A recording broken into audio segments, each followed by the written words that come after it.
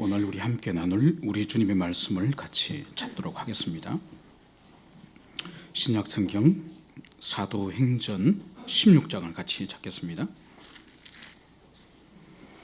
16장 11절부터 15절의 말씀인데 이해를 위해서 6절부터 우리가 6절부터 15절까지 좀 말씀이 길긴 합니다만 6절부터 15절까지 19절을 같이 우리가 함께 읽도록 하겠습니다. 다 함께 한 목소리로 읽읍시다. 시작. 성령이 아시아에서 말씀을 전하지 못하게 하사 그들이 브르기아와 갈라디아 땅으로 다녀가 무시아 앞에 이르러 비두니아로 가고자 애쓰되 예수 허락하지 아니하시는지라. 무시아를 지나 드리아로 내려갔는데 밤에 환상이 바울에게 보이니 마게도냐 사람 하나가 서서 그에게 청하여 이르되 마게도냐로 건너와 우리를 도우라 하거늘 바울이 그 환상을 보았을 때에 우리가 곧 마게도냐로 떠나기를 힘쓰니 이는 하나님이 저 사람들에게 복음을 전하라고 우리를 부르신 줄로 인정함이로라. 우리가 드로아에서 배를 떠나 사모드라게로 직행하여 이튿날 네아폴리로 가고 거기서 빌립보에 이르니 이는 마게도냐 지방의 서성이요 또 로마의 식민지라. 이 성에서 수일을 유하다가 안식일에 우리가 기도할 곳이 있을까 하여 문밖 강가에 나가 거기 앉아서 모인 자들에게 말하는데 두아디라스에 있는 자색 옷감 장사로서 하나님을 섬기는 루디아라는 여자가 말을 듣고 있을 때에 주께서 그 마음을 열어 바울의 말을 따르게 하신지라. 그와 그 집이 다 세례를 받고 우리에게 청하여 이르되 만일 나를 주 믿는 자로 알거든 내 집에 들어와 유하라 하고 간건하여 머물게 하니라. 아멘. 잠시 기도합시다. 주님, 주일이 지난 3일 밤에 저희들이 함께 모여서 주의 음성을 청종하고 주께서 우리들에게 행할 바를 말씀해 주시기를 소망합니다. 주님, 아울리치를 앞두고 주님 저희들에게 주의 뜻을 분별하고 합심으로 기도하여서 주의 도우심을 입을 수 있도록 주님이여 역사하여 주시옵소서. 감사를 드리며 거룩하신 예수님 이름으로 기도합니다. 아멘. 초대 교회 때 야만인 선교에 헌신하였던 사람 가운데 성 페트릭이라는 선교사가 있습니다. 이 사람은 AD 한 5세기경 그 영국 출신의 아주 독실한 그런 신앙의 가정에서 자랐습니다.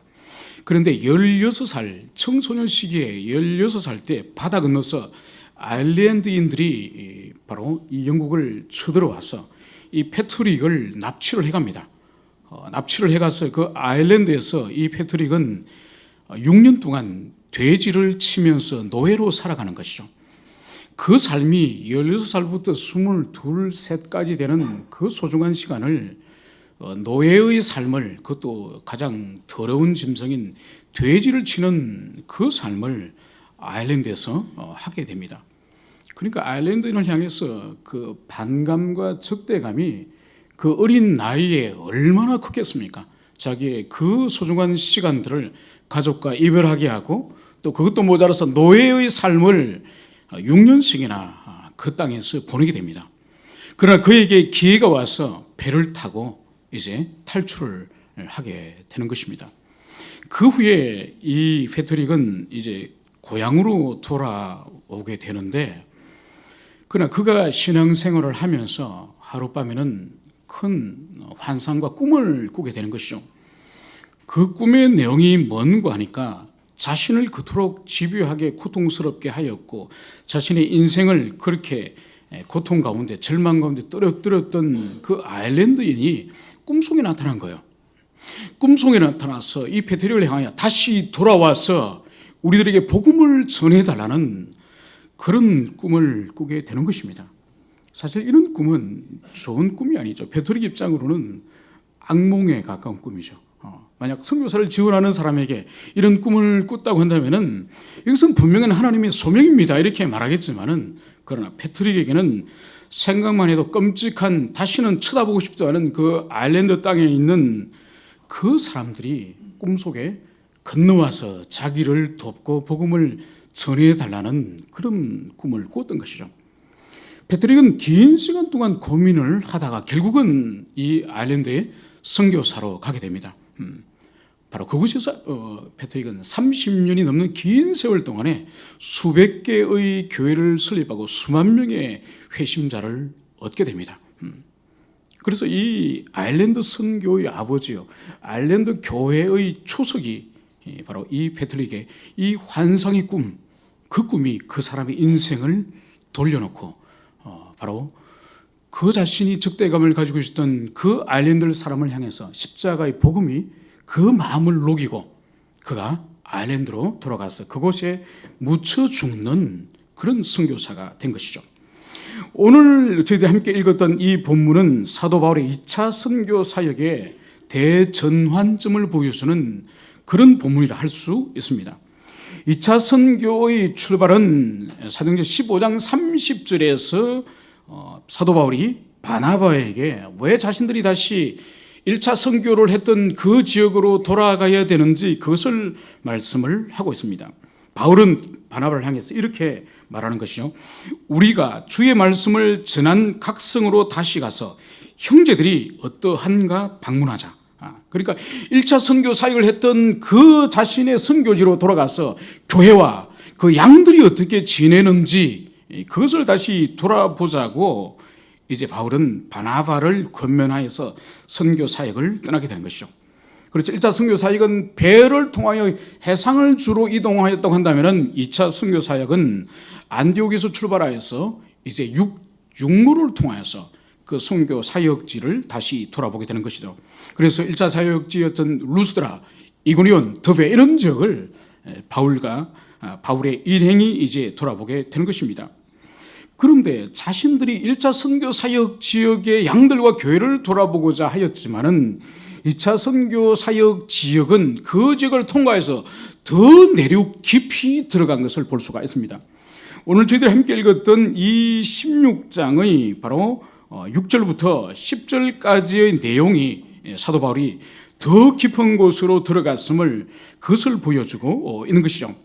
그래서 여기서 보면은 이제 프로기아와 갈라디아 또 무시아, 비두니아 이런 지역에서 사도 바울이 사역했음을 볼 수 있는 것이죠. 그런데 오늘날로 친다면은 바로 에게해의 오른쪽이 터키지 않습니까? 에게해의 오른쪽 그 터키의 대부분 지역을 이 사도 바울이 함께 다녔던 것을 볼 수 있습니다.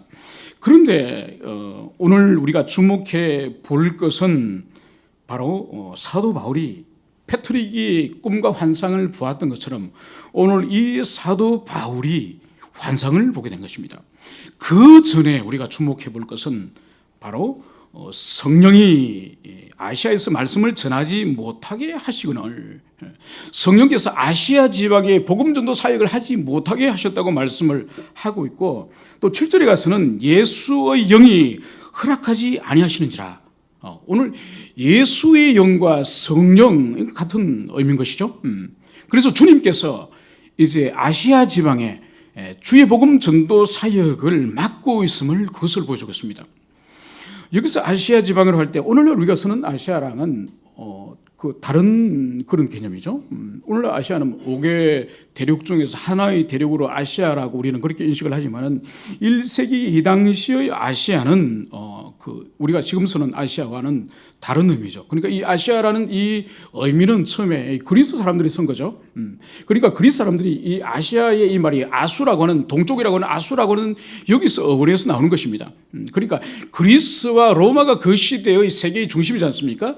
거기로부터 동쪽에 해당되는 것이 바로 그 터키 지방, 이 팔레스타인 그 북쪽에 있는 그곳을 말하는 거죠. 그래서 넓게는 그리스와 로마의 오른편에 있는 동쪽에 있는 그 오리엔트 지방, 동방 지방을 말하는 것이고 여기서 오늘 그 사도 바울이 사용하고 있는 것은 오늘날 터키 지방의 그 지역을 아시아라고稱하는 것입니다. 오늘 성령과 오늘 예수의 영께서는 사도 바울로 하여금 바로 이 아시아 지역에서 복음 전파를 허락하지 아니하셨다고 말씀을 하는 것입니다. 이것은 뭘 보여주는 거 아니까 이것은 복음 전파 선교의 선교의 주권자는 바로 사람이 아니라 선교회가 아니라 어떤 목회자나 어떤 인간이 아니라 성령 하나님께서 선교의 주관자였음을 그것을 여기서 보여주는 거죠. 그래서 오늘 분명히 두 군데에 있어서나 예수의 영 성령께서 허락하지 않으시고 그것을 막으셨다고 말씀을 하는 것과 함께 바로 이어지는 말씀은 이제 마게도니아 사람의 환상을 오늘 누가는 기록을 하고 있는 거죠.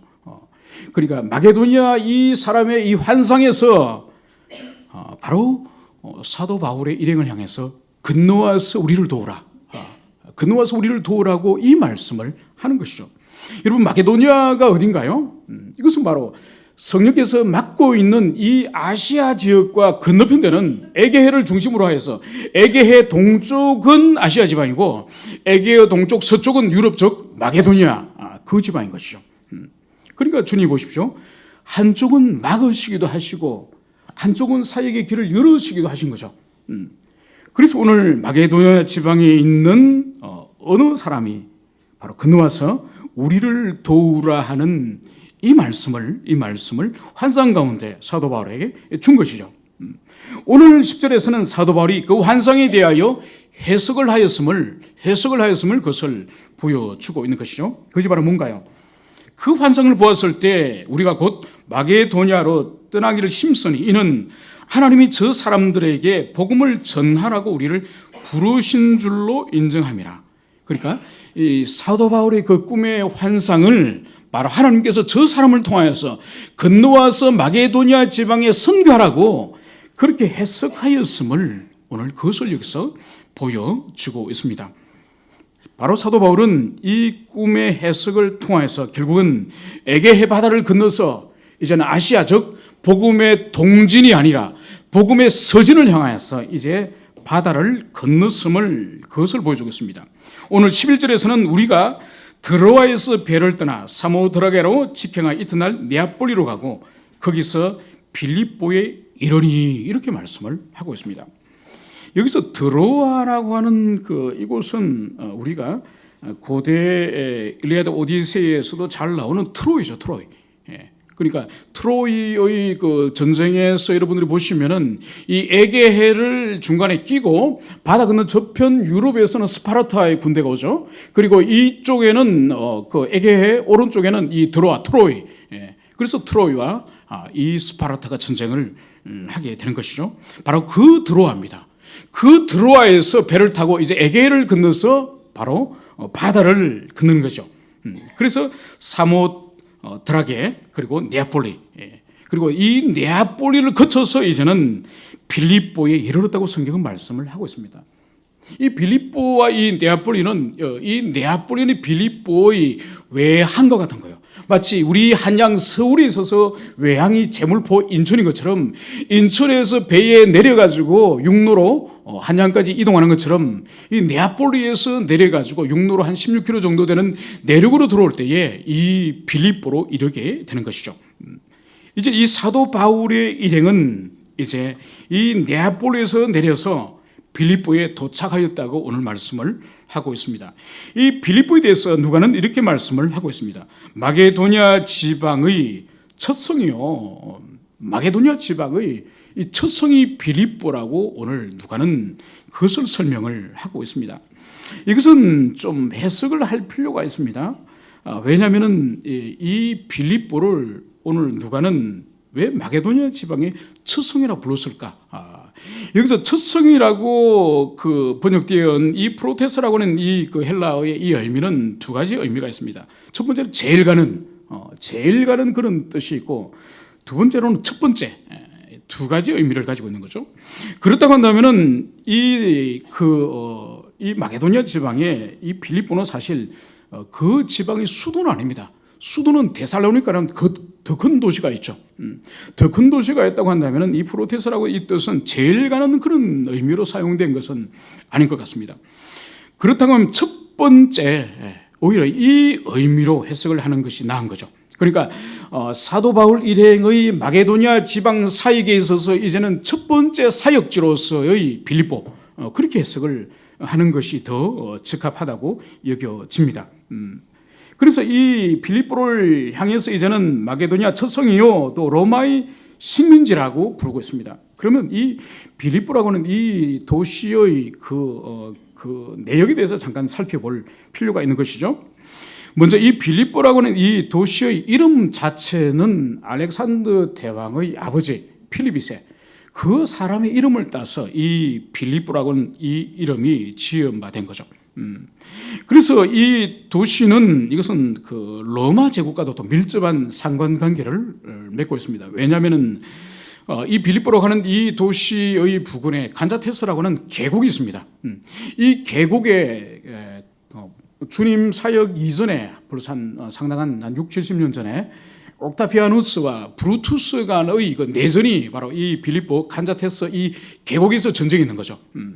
그래서 이 전쟁에서 옥타비아누스가 이기게 됩니다. 옥타비아누스가 브루투스를 누르고 바로 승리를 하게 되는 도시가 바로 이 빌립보 이 도시죠.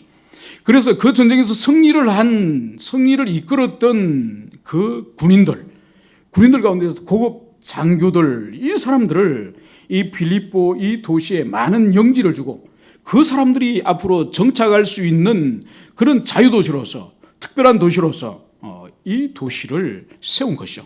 그러니까 이 도시는 계획도시이고 황제에게 특별한 은택을 입은 그런 도시라고 할 수 있는 것입니다.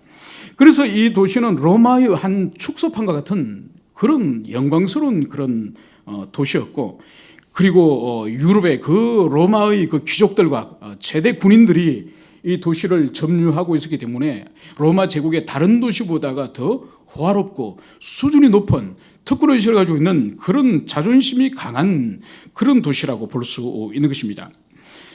그런데 오늘 이 도시에 대해서 오늘 사도 바울은 안식일에 우리가 기도할 곳이 있을까 하여 문밖 강가에 나가. 오늘 사도 바울이 안식일에 기도할 곳이 있을까 하여 강가에 나갔다고 말씀을 하고 있습니다. 여러분 사도 바울의 그 선교 사역을 보면은 사도 바울은 그의 직업이 뭔가요? 그 직업은 테트메이커, 천막을 만드는 그런 직업을 가지고 있는 사람이에요. 여러분 사도 바울은 직장인입니다. 제가 가끔 직장 신방을 가면은 제가 그 지체들에게 말하죠. 사도 바울은 직장인이라고, 직업이 있는 사람이라고. 그리고 안식일이 되면은 회당에서 복음을 전하고 하나님 말씀을 강론하고 사역을 하는 거죠. 그러니까 우리가 생각할 때는 사도로서 아무런 세상의 물정도 모르고 그냥 복음전도 사역만 했다고 생각을 하면 안 됩니다. 그가 브루스길라 아굴라와 함께 같은 동종의 직업을 가지고 천막 깁는 일을 그 일을 하였음을 성경은 분명하게 말씀을 하고 있습니다. 그래서 바울은 가는 곳마다 유대인이 있을 경우에 회당을 찾아서 그 회당에서 유대인들에게 그 복음의 접촉점으로서 그들에게 이제 복음을 전하고 때로는 핍박을 받아서 회당에서 쫓겨날 때 또 다른 거처로 가서 복음을 전하지 않았습니까? 그런데 오늘 안식일을 맞이해서 이 빌립보라고 하는 이 도시에서는 이제 사도 바울이 회당을 찾지 않은 것을 볼 때에 이 빌립보라고 하는 이 도시에는 바로 유대인들 남성들이 없거나 안 그러면 이 도시가 유대교에 대해서 허락되지 않은 포교에 대해서 허락되지 않은 그런 도시일 수 있습니다. 아무튼 유대인들은 성인 10명 이상이 되면은 회당을 세워서 그 회당에서 자녀들을 양육하고 율법을 가르치고 또 예배를 드리고 기도의 처소를 하지 않습니까? 그런데 이 빌립보에는 사도 바울이 안식일에 이제 회당으로 가지 않은 것을 볼 때에 바로 이 땅에는 이 도시에는 회당이 없었음이 분명함을 우리가 볼 수 있습니다. 그런데 오늘은 이 안식일을 맞이해서 기도하러 오늘 바울이 강가로 나갔다고 말씀을 하고 있습니다. 왜 하필이면 다른 처소도 아니고 강가로 나갔을까요? 이것은 바로 그 회당이 없는 도시 가운데서 유대인들이 안식일을 보낼 때는 바로 그들이 정결 예식을 따라서 반드시 손을 씻고 그들이 기도를 하게 됩니다. 그래서 물이 풍부한 곳에 가서 안식일을 보내는 것이 그 시대의 사람의 관행들이라고 할 수 있는 것이죠. 그런데 오늘 분명히 사도 바울이 안식일에 자신들이 그 사도 바울 일행들이 기도할 곳을 찾으러 오늘 강가로 나갔는데 오늘 어떤 일이 벌어졌습니까? 바로 모인 여자들에게 가서 앉았다고 말씀을 하고 있습니다. 여러분, 모인 여자들, 안식일에 강가에 일단의 여인들이 또 모여 있는 거예요. 도대체 이 여인들은 또 누구일까요? 오늘 이 여인들이 누구인지는 오늘 이 13절에서는 말씀을 하고 있지 않지만은 오늘 14절에서 한 여인의 그 정체성을 통하여서 그 여인이 함께 어울려 있는 그 여인의 무리가 누구인지 그것을 오늘 보여주고 있는 것입니다. 그것은 바로 14절에서 그 여인을 어떻게 설명하고 있습니까?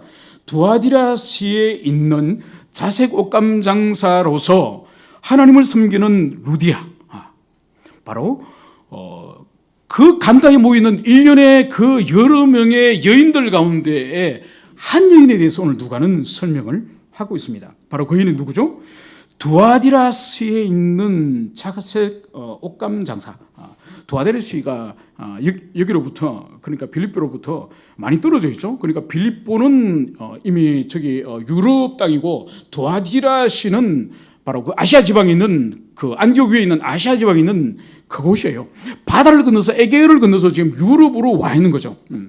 그러니까 이 여인이 있는 이 두아디라시와 이 여인의 직업은 밀접한 관계가 있습니다. 바로 뭔가니까 이 두아디라시라고 하는 이곳은 섬유, 그러니까 옷감을 생산하는 그런 도시로 알려져 있고, 특히 옷감 중에서 붉은색, 자색을 염료하는 고급 옷감을 생산하는 도시로 이 두아디라시가 로마 제국 안에서 유명한 그런 도시인 거죠. 그래서 로마 당시의 그 옷감들 중에서 특별히 빨간색, 이 자색은 아무나 입는 것이 아니죠. 자색은 왕족들이나 귀족들의 높은 신분의 사람들이 그 자색 옷을 입는 거죠. 그렇게 볼 때 이 두아디라시 출신의 이 옷감 장수 이 루디아는 보통 사람이 아닙니다. 뭘 우리가 추론해 볼 수 있는 거 하니까 이 사람이 자색 옷감의 생산지의 사람이고, 이 빌립보에서 지금 자색 옷감을 판매하고 있는 사업가라는 거예요. 여러분, 오늘날도 여성 사업가들이 사실 세상에서 사업하기가 쉽지 않지 않습니까? 그죠? 특히 한국적인 상황에서는 여성 CEO들이 그렇게 많지가 않고, 또 남성 사회에서 그렇게 경쟁을 하여서 사업을 한다는 매우 힘들죠. 그런데 오늘날도 힘든데 2000년 전에 바로 사도 시대 때 이 자주 옷감을 이 루디아가 이 옷감 장수를 한다는 것은, 이것은 이 여인이 보통 여인이 아님을 그것을 보여주고 있습니다. 그것은 이후에 있는 15절 말씀에서도 그것을 보여줍니다. 사도 바울 일행이 이제 복음을 전파하여서 루디아와 그의 가족이 영접했을 때에 바로 바울의 일행을 자기 집으로 초청하는 거죠. 여러분, 오늘날도 복음 전하는 사람을 도회지에서 그 남성 4명을 집으로 초청하여서 일어날 그 집에 머물게 할 수 있겠습니까? 어렵죠. 그런데 여인은 대단히 보통의 그런 여인이 아닌 것 같습니다. 그래서 이 여인은 아마 자신의 본 사업처가 두아디라 그 도시에서 자색 옷감을 생산하고, 어쩌면 이 빌립보에 어떠한 그 체인을 가지고 있고, 로마이라든지 다른 여러 도시에 이런 지점을 가지고 있는 그런 여인일 가능성이 매우 높습니다. 그래서 오늘 이 일단에 모여 있는 여자들의 정체는 이 루디아를 우리가 주목해서 볼 때에 바로 이 여인은 평범한 안식일 날 냇가에 쉬러 나온 여인이 아니라, 오늘 바로 사도 바울 일행이 안식일을 맞이하여서 물가에 나와서 안식일을 지키러 나왔던 것처럼 이 루디아를 비롯하여 모여 있는 이 여인 또한 바로 오늘 루디아에 대한 설명인 하나님을 섬기는 루디아, 바로 하나님을 공경하는 일단의 여인이었던 것이 분명한 것입니다. 여러분, 이것은 뭔가 하니까 이 초대교회 당시의 그 유대교에 대해서 우리가 이해를 할 필요가 있는데, 이스라엘 백성들이 이제 그 바벨론 포로 시기를 BC 586년경에 그들이 경험하고, 그들이 이제는 바벨론 제국과 이어지는 페르시아 제국과 이어지는 로마 제국 전역으로 그들이 흩어집니다. 그죠? 그러니까 그들이 흩어지는 원인은 그들의 죄와 불순종으로 하나님의 심판과 징계에 의해서 그들이 열방에 흩어지지만은, 하나님의 경륜은 훨씬 더 긴 안목을 내다보시는 거죠. 그러니까 BC 586년경에 나라가 멸망하여서 민족이 파멸되어서 그들이 노예로 팔려가지만은 이후에 이어지는 세계 제국, 바로 바벨론, 헬라 그리고 로마로 이어진 이 세계의 거대한 이 제국 가운데에 이 하나님의 언약 백성들이 뿔뿔이 흩어지도록 주님께서 디아스포라를 역사하시는 거죠. 디아스포라를 주님께서 역사하셔서 이제 유대인들이 가는 곳마다 회당을 세웁니다. 회당을 세우고 그 회당에서 이제는 유대인들에게 같은 자손들에게 율법을 가르치고 또 율법에 대해는 합치되는 삶을 살도록 그곳에서 자신의 백성들을 그렇게 교육하지 않습니까? 이것은 하나님의 크신 경륜이죠. 그래서 유대교가 가 있는 곳마다 이제 그 주변에 있는 이방인들이 유대교와 여호와와 율법에 대한 관심을 가지게 되는 거죠. 왜냐하면은 그러니까 그들이 디아스포라된 이후로 약 500년, 600년이 이르는 긴 세월 동안에 유대교와 그 여호와의 종교가 하나님의 율법을 통하여서 그 이방 세계에 점점점 알려지게 됩니다. 왜 그들에게 이 유대교는 매력적이고 또 도전적이고 충격적인 종교일까요? 그것은 우리가 알다시피 바로 그리스 로마 시대의 그 400년, 300년 이르는 긴 세월 동안에 바로 그 그리스 로마의 지배하에 있는 그 사람들에게 우상은 그리스 로마의 신들이죠. 우리가 알다시피 올림푸스에 있는 그 신들은 정확하게 인간이 가지고 있는 욕망을 정확하게 투사한 그런 신들이에요. 살인과 간음과 거짓말과 사기와 전쟁과 방화와 모든 인간의 내면 속에 있는 악독한 죄악을 다 저지르는 그런 추잡하고 더러운 업무 가운데 있는 신들이 바로 그리스 로마의 신들인 거죠. 그러니까 그 제국의 그 신민으로 살아가는 사람들에게는 이 그리스 로마의 이 신들은 전혀 거룩하거나 전혀 우리 인생들과는 전혀 다른 그런 하나님의 신성을 가지고 있는 그런 신들이 아니에요. 오히려 인간을 능가하는 그런 더러움과 악을 가지고 있는 그런 신들에게 바로 유대교가 믿고 있는 회당을 중심으로 하고 있는 그 여호와는 너무나도 충격적인 신인 것이죠. 너무나도 거룩하고 너무나도 인생들에게 발견할 수 없는 그런 거룩한 신성을 가지고 있는 그런 여호와 하나님 거죠. 그렇기 때문에 그 이방인들 가운데서도 유대교에 대한 관심을 가지고 유대교 가운데에 들어오고자 하는 사람들이 있었던 거죠. 바로 그 사람 가운데 오늘 한 사람인 루디아. 그래서 오늘 루디아를 향해서 누가는 무엇이라고 말씀을 하고 있습니까? 하나님을 섬기는 사람. 하나님을 섬기는 사람. 바로 복음서에 나와 있는 백부장을 말하는 것이죠.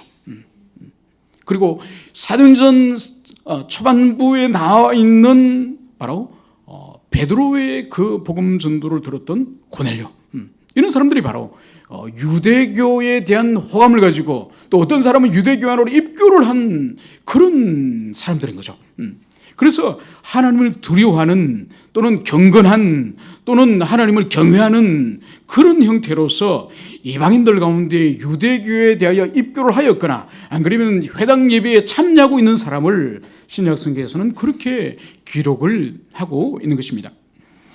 여러분, 우리가 구약 성경을 읽을 때는 하나님께서 구약 시대 때는 하나님께서 그분의 그 성품과 그분의 존재를 열방 가운데서 전파하는 것은 마치 관심이 없는 것처럼 우리는 그렇게 이해하기 쉽습니다. 그렇지 않습니다.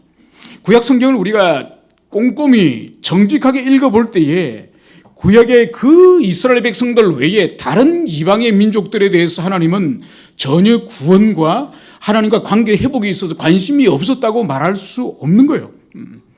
그것은 바로 한 가지 예를 든다고 한다면은 이스라엘 백성이 주신 하나님의 율법을 우리가 잘 숙고해 볼 때 그것을 알 수 있고, 또 한 가지는 이스라엘 백성들을 이집트에서부터 뽑아서 그들을 심으신 가나안 땅에 주님이 두셨던 그 목적을 통하여 알 수 있는 것이죠. 먼저 가나안 땅에 하나님께서 이스라엘 백성을 주신 그 특별한 지정학적인 승리, 그것을 우리가 이해할 필요가 있는 거죠. 여러분, 하나님께서 이스라엘 백성들을 출애굽하여서 바다를 건너고 그 40년의 광야 연단 가운데 이제 끝내시고 주님이 딱 심은 그곳은 바로 오늘날 가나안 땅이죠. 그 땅은 성경은 젖과 꿀이 흐르는 땅이라고 말하지만 엄밀한 의미에는 평강이 없는 전쟁이 끝없는 그런 땅이라 할 수 있는 것이죠. 왜냐하면 이 가나안 땅을 좌우로 하여서 거대한 하이웨이, 거대한 이 대로가 있는 거죠. 그러니까 왼편에는 바닷길이라 불리는 문명의 대로가 있는 것이죠. 그래서 대상들과 문명들이 이 가나안 땅 왼쪽에 이 지중해 바닷길 쪽에 큰 국제적인 대로가 있습니다. 그래서 이 남쪽 애굽에 있는 이 아프리카의 힘이 결속되어지고 거기 문명이 북쪽으로 교통을 할 때 바로 가나안 땅 옆을 지나가는 거죠. 그리고 메소포타미아의 그 문명이 아래로 교통할 때는 또 위에서 내려오게 됩니다.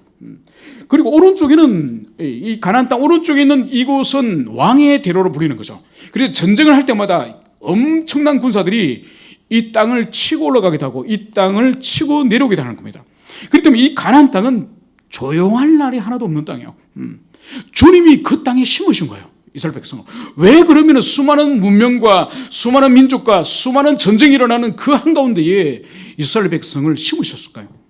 그것은 바로 하나님과 특별한 관계 가운데서 순종과 믿음이라고 하는 특별한 관계 가운데 있는 이스라엘 백성들의 그들의 존재와 삶을 통하여 여호와 하나님을 드러내시기를 주님은 그것을 원하셨던 거죠.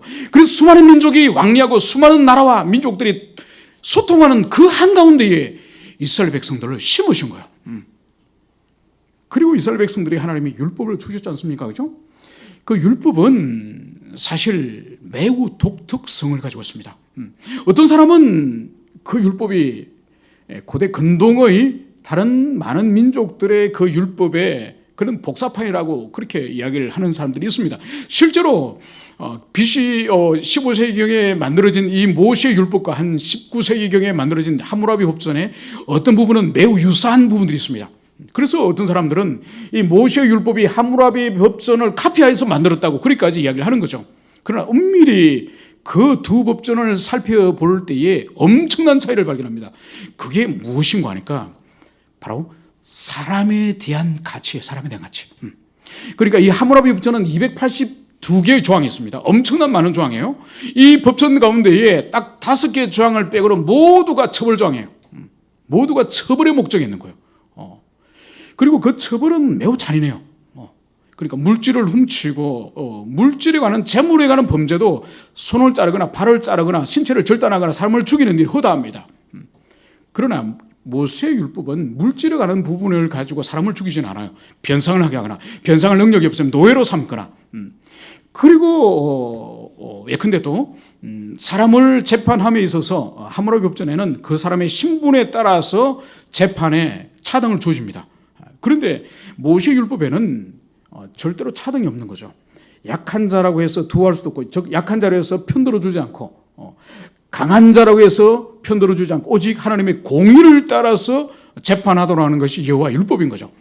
그리고 이 함무라비 법전에는 연대 책임이 있습니다. 만약 아버지가 범죄했을 때 가족들까지 연대하여서 죽인다든지, 자녀가 범죄했을 때 가족들까지 죽인다든지 그런 연대 책임의 원칙이 있지만은 모세 율법에는 연대 책임이 없습니다. 다 자신의 죄로 인하여 자신이 벌을 받을 뿐이지 사람에 대하여서는 그렇게 하지 않는 것이죠. 그리고 노예가 도망했을 때는 그 도망 노예를 숨겨주면은 함무라비 법전에는 죽이는 거죠. 숨겨준 사람은 죽이는 거죠. 그러나 모세 율법에는 노예가 도망한 노예를 숨겨주고 도망한 노예를 보호했을 때 그 사람을 처벌하지 않습니다. 그러니까 가만히 이 두 율법을 살펴볼 경우에 그 시대의 팔레스타인 지방에 그 주변에 수많은 민족들의 율법을 찾아보더라도 본질적인 차이는 인간에 대한 생명과 인간에 대한 존중이 있느냐 없느냐의 차이예요. 그러니까 하나님께서 그 율법을 주시고 그 율법을 따라서 가나안 땅에 살게 하였을 때에 그들이 가지고 있는 거룩함, 모든 열방과 민족과 다른 삶의 양태, 삶의 질, 하나님에 대한 경외, 이웃에 대한 사랑, 그런 것들을 주님께서 열방 가운데 드러내시기 위하여서 그런 율법을 주셨고 그 율법의 효과를 모든 열방들이 알 수 있도록 수많은 민족이 오고 가는 그 한가운데에 이스라엘 백성들을 심으신 거죠. 오늘날도 마찬가지죠. 오늘날도 하나님의 백성들을 함께 이렇게 예배 때나 우리가 모이지 그 나머지 시간은 어떡합니까? 여러분들이 예배 가운데 주님을 만나고 주님의 성품을 경험하고 그분을 사랑하고 그분을 경외하는 그 마음을 가지고 온 세상에 온 직장에 온 동이 흩어져서 하나님의 임재를 하나님의 실존을 우리의 존재를 통하여 드러내도록 하는 그것이 우리의 사명이지 않습니까? 그죠? 바로 하나님께서는 오늘날 신약 시대에 있어서나 구약 시대에 있어서나 동일하게 당신의 언약 백성들에게 온 세상 가운데 하나님의 실제하심 그분의 그 존재 자체를 드러내기를 주님께서는 변함없이 그것을 원하셨다는 것을 우리는 이해를 해야 할 것입니다. 오늘 우리는 사도 바울의 영적 순발력을 오늘 주목을 해야 될 것입니다. 분명히 오늘 사도 바울은 기도하러 기도 처소를 찾아갔지만은 바로 그곳에 모여있는 일단의 이 여인들의 무리를 보고 오늘 사도 바울은 영적인 순발력을 가지고 바로 자신이 그곳에 무엇을 해야 할지 그것을 정확하게 오늘 캐치하였음을 그것을 보여주고 있습니다. 이처럼 우리도 주의 일을 잘 쏙들기 위해서는 영적으로 예민해야 돼요. 영적으로 예민하게 주님의 뜻을 분별할 수 있는 능력이 우리들에게 있어야 돼요. 주님이 사인을 보여주셨는데도 그것을 감지하지 못하고 그것을 그르치는 일이 우리에게 있을 수 있음을 보여주고 있는 것이죠. 그래서 오늘 사도 바울은 영적인 이 순발력을 따라서 자신이 기도하러 왔지만은 오늘 이 여인들을 향하여서 오늘 복음 전하려고 하는 그 전도의 모드로 오늘 변했음을 그것을 보여주고 있습니다. 여러분, 하나님은 어디에나 예비해 두신 준비해 두신 영혼들이 있습니다. 우리가 볼 때는 누가 구원을 받을 만한 사람인지 누가 주님께서 선택하시고 예정한 자인지 누가 유기된 자인지 주님은 우리에게 그것을 알려두지 않습니다. 우리에게 주신 것은 복음 전도의 의무만이 우리에게 주어진 것이지 누가 삭수가 보이고 누가 가능성이 있고 누가 가능성이 없고 이것은 우리의 관심사도 아니요 우리의 능력이 아닌 것입니다. 여러분 2003년도 지금부터 벌써 3년 됐죠? 2003년도에 우리가 아울리치를 저기 전라남도 임실로 갔습니다. 지금은 오늘도 이번에도 우리가 21개 교회를 우리가 가지 않습니까? 그때만 하더라도 우리가 한 교회를 갔습니다. 그때 이제 임실에 있는 덕치 중앙교회를 간 거죠. 덕치 중앙교회를 갔는데 거기에 이제 복음을 전하러 갔는데 그 군 너머에 아마 제 기억으로는 장수군 같아요. 그 옆에 진한 장수가 바로 무진장이 바로 옆에 있지 않습니까? 거기서 덕지 중앙교회 목사님과 친분이 있는 목사님 한 분이 자신의 동네에 전도팀을 한 팀을 좀 보내달라고 급히 요청이 온 거예요. 그래서 우리는 전혀 예기치 않게 한 팀이 한 100명이 거기로 이제 가게 됐습니다. 갔는데 참 마음이 상한 것은 우리 보고는 전도하러 오라고 말씀해 놔놓고 목사님과 사모님은 체전밭에서 풀을 뽑고 야채를 돌보고 있는 거예요. 우리는 그 영혼을 돌보고 계실 줄 알았더니 그 체전밭에서 풀을 뽑고 계시면서 우리 보고 좀 전도를 좀 말하러 돌아다니면서 전도를 해달라는 거예요. 마음이 되게 상하죠. 본교회 목사님이 의지를 가지고 우리 보고 안내를 한다든지 어떤 그 뭔가를 도움을 주셔야지 본인들은 그 풀이나 뽑고 계시면서 저기 동네 한 바퀴 돌면서 전도하고 오시라고 그래 마음이 매우 상했습니다. 그래도 간 김에 가정마다 돌아다니면서 여러 가정들을 돌아봤습니다. 지금까지 제가 기억나는 가정은 딱 한 가정밖에 없습니다. 오후 내내 아침에 가서 점심 먹고 오후 내내 해가 져서 밤에 저희들이 돌아왔습니다. 얼마나 폭풍이 치고 비가 오는지 길이 안 보일 정도로 소낙비가 내렸는데 종일 그 동네에서 딱 한 가정이 정확히 기억됩니다. 바로 농구하니까 80이 훨씬 넘으신 머리가 하얀 할머니예요. 그 할머님이 그 읍내 학교의 교장 선생님 어머니예요. 그러니까 무지한 분이 아니에요. 80이 훨씬 넘어서 90이 돼 가시는데도 복음을 전하러 왔다고 말씀을 하니까 이해를 하시는 거예요. 그리고 복음을 처음부터 끝까지 천천히 다 전했는데 그분이 정확히 이해하시는 거예요. 정확히 이해하실 뿐만 아니라 탄식을 하시면 이렇게 말씀하시는 거예요. 왜 이제 이렇게 늦게야 오셨습니까? 이제야 이렇게 자기가 나이가 늙고 이렇게 늙었는데 이제야 오셨습니까? 그래서 그 할머니께 할머님 저희들이 기도해드리고 싶습니다. 이러니까 누가 무릎을 꿇으라 말씀도 안 했는데 그 90 다 된 할머님이 두 무릎을 다 꿇으시는 거예요. 그리고 간절히 기도드렸죠. 세월이 13년이 지났지만 그 동네에 누구를 만났는지 아무도 기억되지 않아요. 그리고 한 가지 남는 인상은 준비되지 않은 목회자라고 하는 그 부정적인 이미지만 남지만은, 그러나 그 할머니를 위해서 그 목사님 우리를 불렀고, 그 할머니를 위해서 우리를 불렀고, 우리가 그 동네에 아무도 사실 구원을 못 얻다 할지라도 그 할머니 한 분을 주님께서 예비해 두셨기 때문에 우리를 불러서 우리를 하여금 그 할머니를 그 연세에 많으셔서 이제는 곧 숨이 거두기 직전에 바로 우리 전도 일행을 만나도록 하셨다는 그것을 깨달았습니다. 이렇듯 우리가 가는 곳은 어디든지 주님께서 예비해 두신 영혼이 있는 거예요. 우리는 알지 못합니다. 우리 힘써서 가서 그 사람이 누구든지 전해보는 거예요.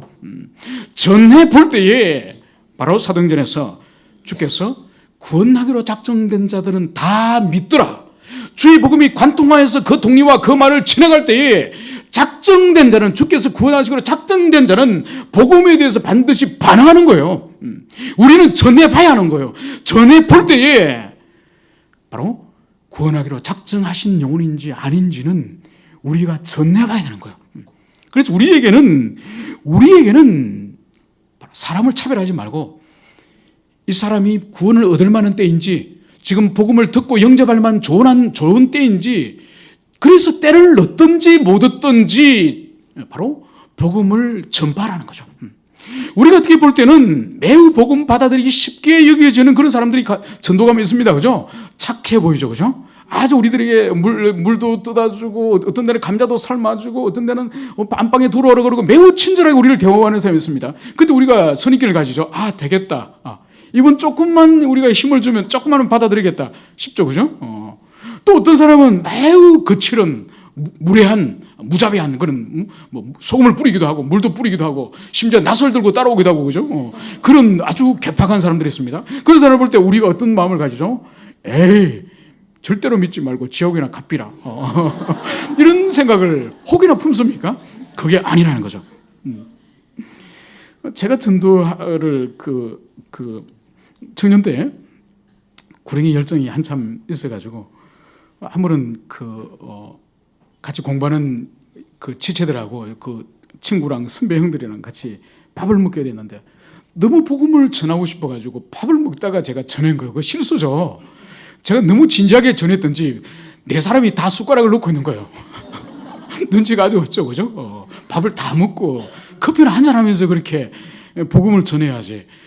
밥 먹다가 제가 진지하다고 이렇게 진지하게 전해버리니까 아무도 숟가락을 들지 못하고 밥 먹다가 다 숟가락을 내려놓고 있는 거예요. 그러고 나서 그 4명이 그날 밤에 저를 따라 교회를 갔습니다. 제가 하도 강권하다시피 진지하게 권면하니까 아마 그분들이 거절을 못했던 것 같아요. 그런데 그 중에 3명이 너무너무 착한 사람들이에요. 진짜 천사 같은 형제들이에요. 남자인데 제가 보기로도 세상에 그렇게 인격적이고 착한 사람을 본 적이 없을 정도로 인격적인 3분이 있었고, 한 분은 매우 신앙을 받아들이기 곤란한 그런 사람입니다. 왜냐하면 학생인데 불교에 깊이 심취했습니다. 옷은 스님들 있는 옷 있죠, 그 성복을 입고 다녀요. 머리도 빡빡 밀고 다니고 목에 염주도 하나 딱 이렇게 걸고 다니면서 그렇게 학생이에요. 학생인데 불교에 매우 심취해가지고, 그래서 그날 밤에 4명을 제가 강권해가지고 집회에 이제 초청해서 갔는데, 저는 마음속으로 이 3명 중에 분명히 대박이 날 것 같은 그런 생각이 들었거든 거죠. 너무 착하고 너무 제 말에 고분고분 잘 듣고 분명히 열매가 그날 밤에 있을 줄 알았죠. 그런데 웬걸 이 3명은 절대로 복음을 영접하지 않는 거예요. 그런데 이 성복을 입었던 이 형이 주님을 영접했어. 주님을 영접하셨어. 깊이 주님을 영접하고 그거로 가끔씩 연락하고 보는데 어느 날 총신대 신학대학원을 들어갔더라고요. 그러고 나서 제가 목회를 좀 시작을 하고 있는데 담임 목사로 청빙을 갔더만요. 그래서 지금은 저기 서울의 어느 큰 교회 당회장입니다. 그래 전혀 가능성이, 저는 그 형은 좀 안 따라왔으면, 왜냐하면 이 착한 세 명의 이 친구들이 좀 복음을 잘 듣도록 그렇게 하고 싶은데, 성복 입고 교회 따라오면 분위기 깨지 않습니까? 그죠? 형은 좀 오지 말고 있었으면 좋겠다, 그런 마음이 들었는데, 아니 이 형을 하나님이 역사하신 거야. 그러니까 사람이 볼 때는 될성 싶은 떡잎같이 보이더라도 하나님 보실 때는 다른 거예요. 우리가 볼 때는 도저히 영접할 일이 없을 것 같지만은 바로 주님께서 역사하시면은 우리 인간의 선입견과 편견과 전혀 다른 그런 결과가 일어남을, 그것을 우리들에게 보여주고 있는 것입니다. 오늘 여기 이제 사도 바울은, 오늘 보십시오, 모인 유다들에게 말하는데, 여러분 모인 유다들에게 말하는데 이 말한다는 의미가 뭘까요? 그것은 기도 처소를 물어보는 것일 수도 있습니다. 그죠? 이 13절의 이 문맥을 볼 때는 기도 처소를 마치 물어보는 것처럼 느껴질 수도 있는데 그렇지 않습니다. 이 13절에 말하는 데는 14절에 있는 말을 듣고 그리고 말을 따르게, 이 13절에 있는 이 말하는 데는 말을 듣고와 말을 따르게 하는 이 말씀과 짝을 이루고 있는 것입니다. 이 말씀과 이 대조를 이루고 있는 것이죠. 그러니까 오늘 이 모인 여자들에게 사도 바울이 이 말하는 것은 바로 그리스도의 복음을 전하고 있음을, 그것을 여기서 보여주고 있는 것입니다. 그것이 바로 뭔가요? 바로 루디아라 하는 한 여자가 말을 듣고 있을 때에 주께서 그 마음을 열어, 바로 루디아가 바울이 전하는 이 복음, 즉 말을 듣고 있을 때에 바로 성령께서 루디아의 마음을 열어서 바울의 말을 따르게 하신지라. 바울의 말을 따랐다는 의미가 뭔가요? 바울의 이 지금 말은 그리스도의 복음과 복음으로의 초청을 오늘 한 것이라 할 수 있는 거죠. 그래서 이 루디아는 바울이 복음을 전하는 것을 이제 깨닫고 그 깨달은 말씀을 따라서 이제 루디아는 그리스도를 인격적으로 영접하였음을, 이것을 여기서 보여주고 있습니다.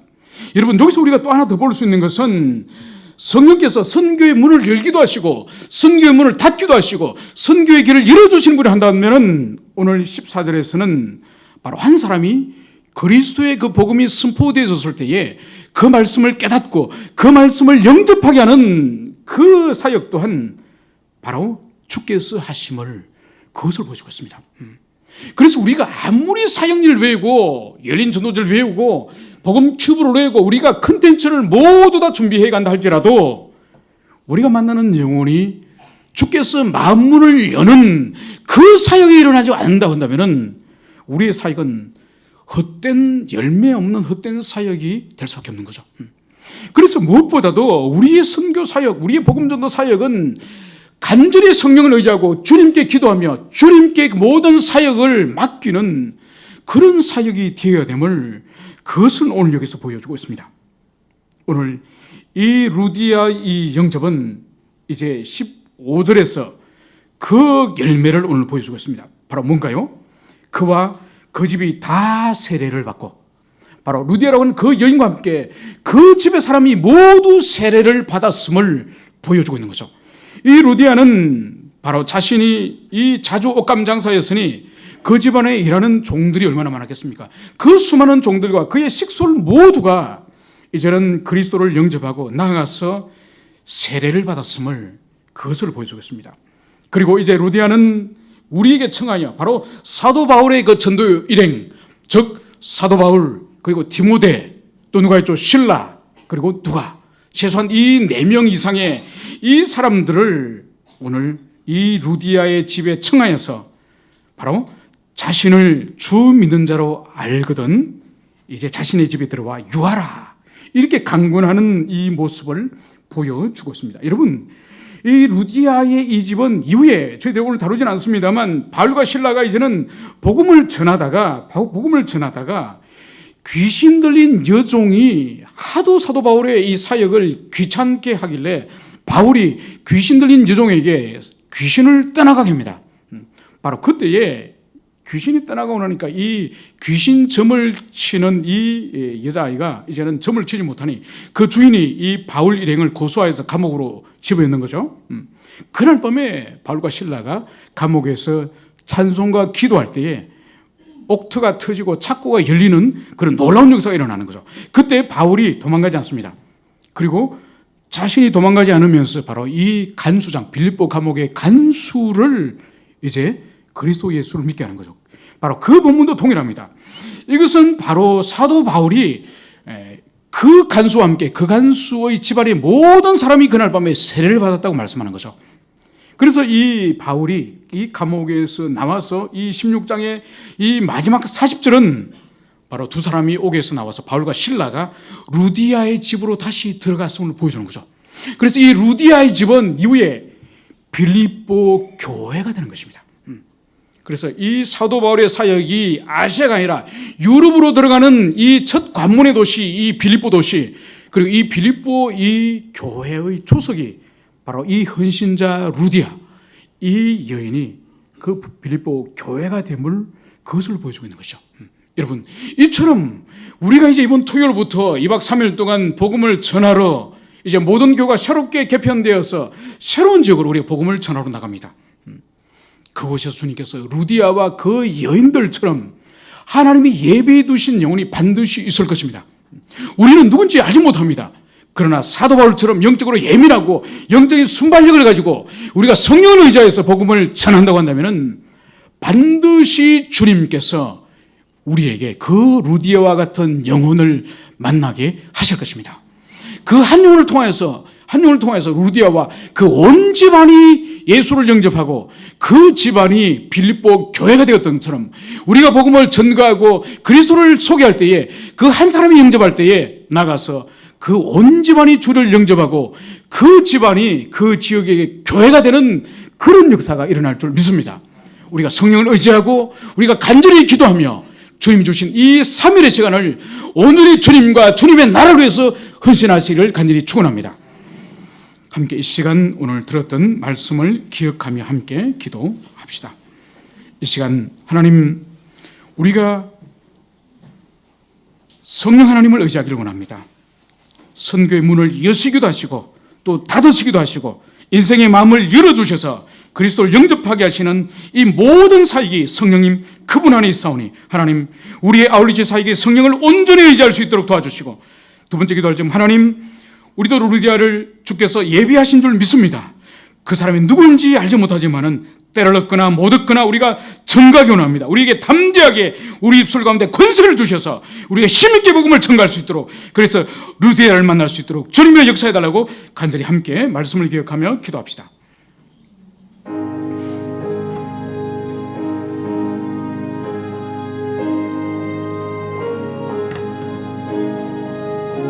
아버지 하나님, 오늘도 저희들이 주의 말씀을 기억하며 전도의 문을 여시기도 하시고 문을 닫으시기도 하시고 인생의 문을 여시기도 하는 우리 주님, 이 선교의 이 주관자는 인생이 아니라 선교회가 아니라 교회가 아니라 주님 자신임을 고백합니다.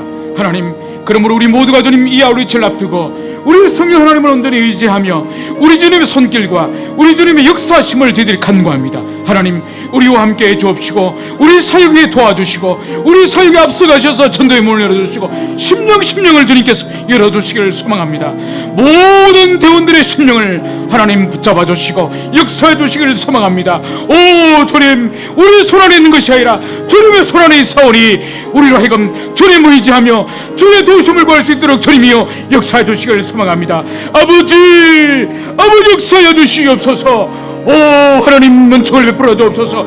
우리로 하여금 아버지여 주의 복음에 사로잡혀서 주의 복음을 담대하게 전할 수 있도록 주님이여 역사야 주시옵소서. 주님,